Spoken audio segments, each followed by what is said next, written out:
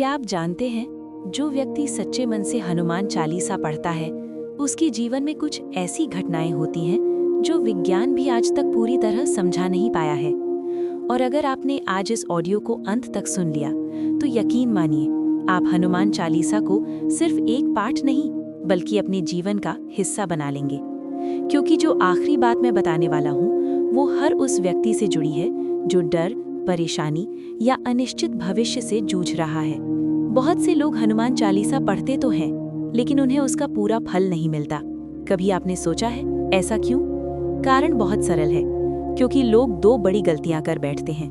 पहली गलती, वे हनुमान चालीसा को सिर्फ जरूरत पड़ने पर याद करते हैं, और दूसरी गलती, वे पढ़ते तो हैं, लेकिन उनका मन कहीं और भटक रहा होता है। और सच कहूं, ये दोनों बातें हनुमान जी को बिल्कुल पसंद नहीं। हनुमान जी शक्ति हैं, और शक्ति आधे मन से नहीं, पूरे विश्वास से मिलती है। अब आइए उस पहली घटना की ओर, जो हनुमान चालीसा पढ़ने वाले व्यक्ति के जीवन में सबसे पहले दिखाई देती है।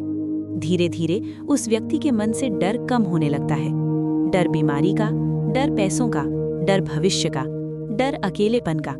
समस्याएं शायद पूरी तरह खत्म ना हो, लेकिन उन्हें देखने का नजरिया बदल जाता है। जो बात कल तक रातों की नींद उड़ा देती थी, आज वही बात उतनी डरावनी नहीं लगती। क्योंकि जब हनुमान जी का नाम रोज मन में उतरता है, तो वही नाम मन को मजबूत बना देता है। अगर आपने भी कभी ये महसूस किया है, तो मन ही मन जय हनुमान जरूर कहिए। अब दूसरी घटना, जो थोड़ी रहस्यमयी है।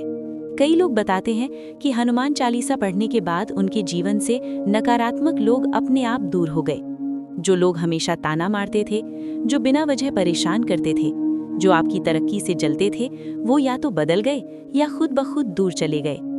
कई लोगों के डरावने सपने बंद हो गए। कई लोगों ने कहा कि घर का माहौल पहले से ज्यादा शांत हो गया। हनुमान जी को संकट मोचन यूं ही नहीं कहा जाता। वो केवल बाहर के संकट नहीं, अंदर के डर और नकारात्मकता से भी रक्षा करते हैं।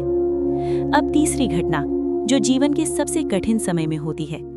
जब सब रास्ते बंद नजर आते हैं, जब समझ नहीं आता कि अब आगे क्या होगा, तभी अचानक कोई ना कोई रास्ता खुल जाता है।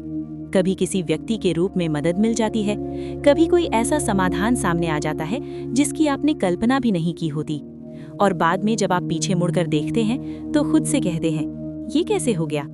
भक्त समझ जाता है, ये संयोग नहीं, ये कृपा होती है। अब आती है चौथी और आखिरी घटना, जो हर किसी को नहीं, लेकिन सच्चे भक्त को जरूर महसूस होती है। हनुमान जी संकेत देने लगते हैं। बार बार उनका नाम सुनाई देना, अचानक मंदिर दिखाई देना, किसी मुश्किल घड़ी में हनुमान चालीसा की चौपाई याद आ जाना।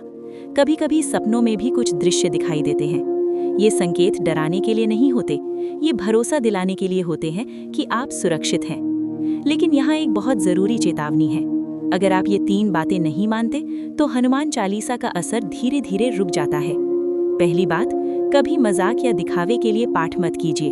दूसरी बात, गलत जगह और गलत मनस्थिति में पाठ मत कीजिए।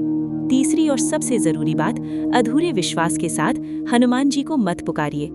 हनुमान जी भक्ति देखते हैं, शब्द नहीं।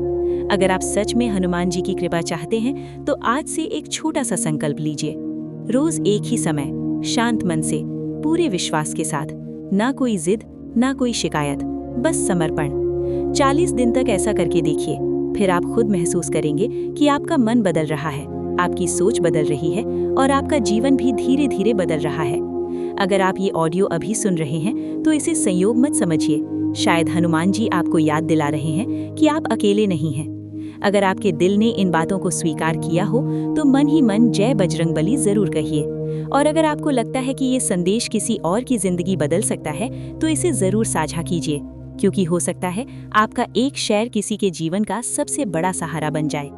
जय श्री राम, जय हनुमान।